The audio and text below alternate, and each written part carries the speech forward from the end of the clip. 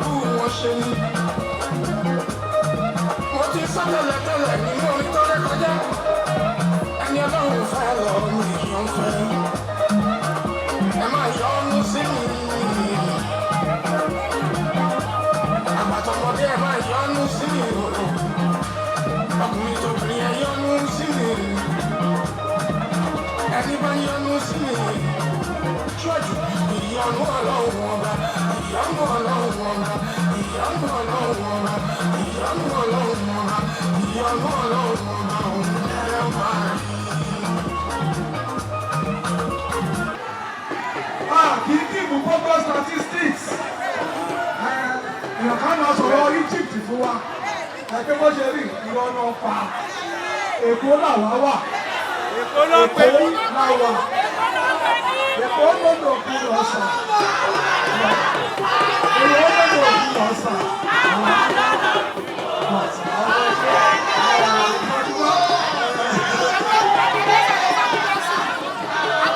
Èkó lọ́dọ̀ òkú lọ́sàn. Kẹ́ni bá ṣe wá ṣe Èkó yẹn, a máa gbé bẹ́ẹ̀ lọ s'Àbújá.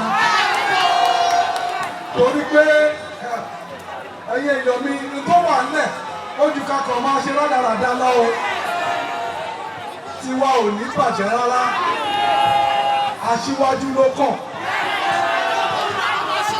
Àkànbí ló kàn. Àkànbí ló kàn. Ọmọ lódò ọdẹ ló kàn.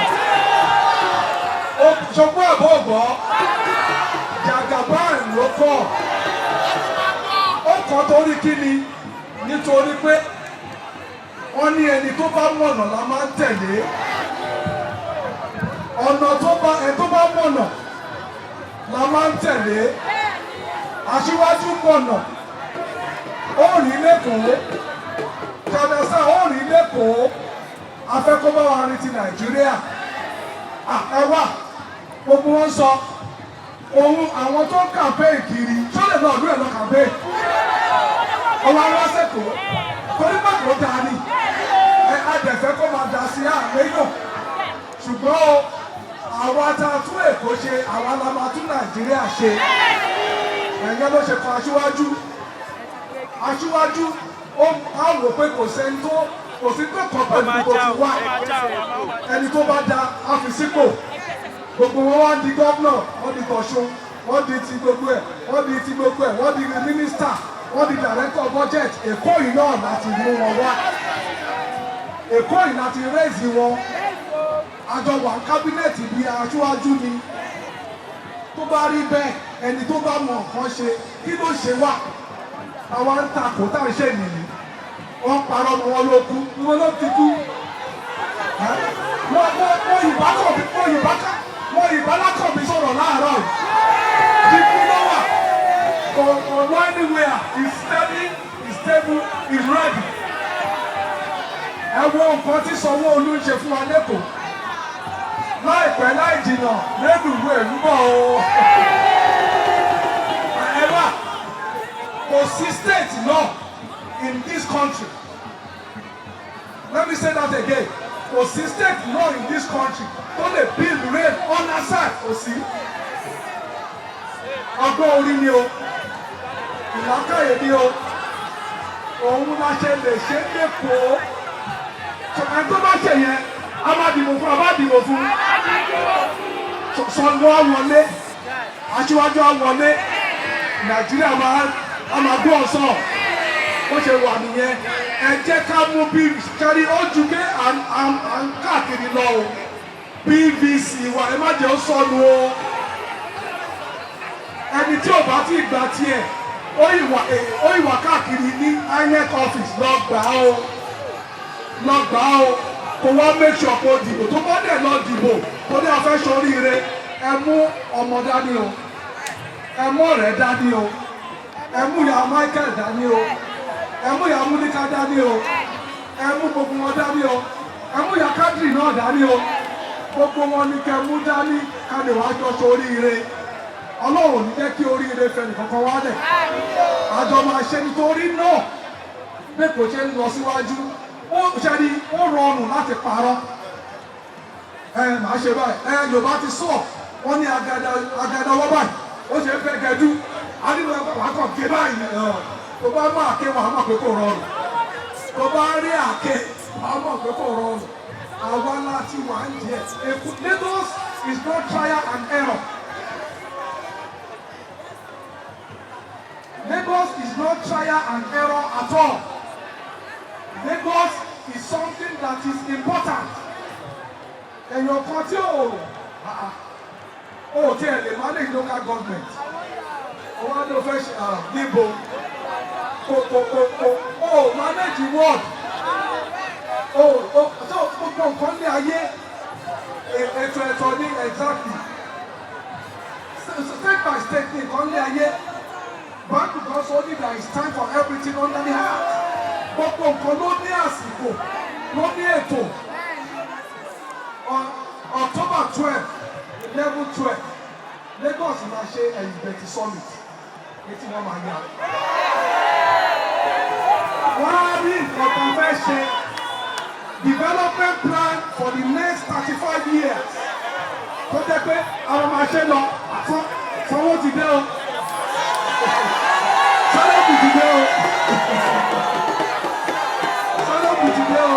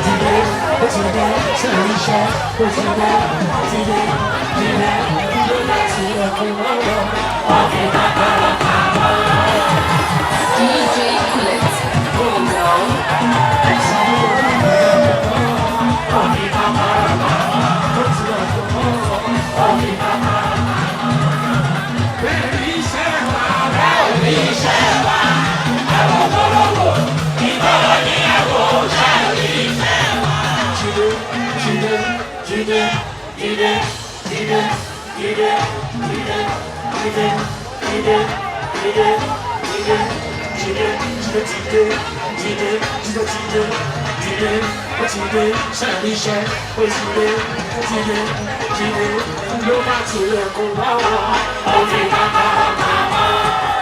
Gbogbo kí làwọn àfa máa ń sọ? Wọ́n ní àfa sọ̀rọ̀. Ọlọ́run ṣe kí ni?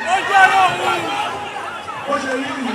À ń sọ̀rọ̀ sọ̀rọ̀ ọlọ́run.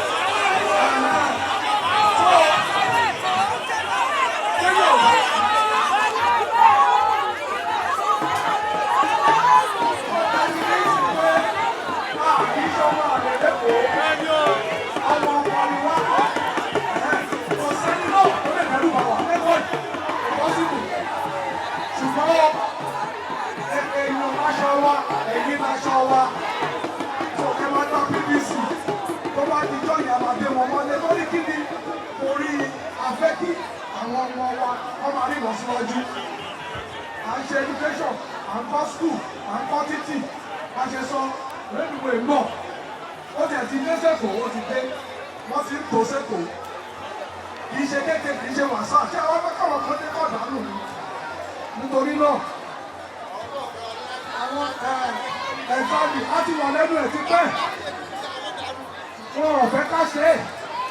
Àwọn olùṣètò ń sìn, wọ́n wá ń wá sẹ́kọ̀ọ́. Àwọn lè lọ ọdún wọn lọ campaign. Ó lè lọ ọdún ṣẹ́bí tó ní báwọn akẹ́kọ̀ọ́ ṣe ni. Tó bá yẹ pé olúkálukú náà ìgbà tó jẹ tó wà nílùú ẹ̀ ọtún ṣe dáadáa. Wọn àbí máa wákà wọn àbí máa relocate. Tó àníkẹ́tì ẹ̀ lọ tún lè ṣe náà. Yorùbá ní ẹni tó bá máa dáṣọ fún yàn. Àkọ́kọ́ wọ tọrùn ẹ̀ báwo làwọn ṣe rí. Tó báwọn ṣe rí tó da bẹ́ẹ̀ la ṣe fẹ́ kí Nàìjíríà rí. Let development spread across the nooks and corners. It's not about sentiments. Who is that person that can deliver this country? You are saying it's Asiwaju Bola Ahmed Tinubu. Àbí pé àkọ́bí lọ́kàn. Ó ṣe é lọ́wọ́. Ṣé bá ṣe máa ń sọ ìyẹn tó bá bọ̀nà la máa ń tẹ̀lé? Ẹni tó bá bọ̀nà la ń tẹ̀lé.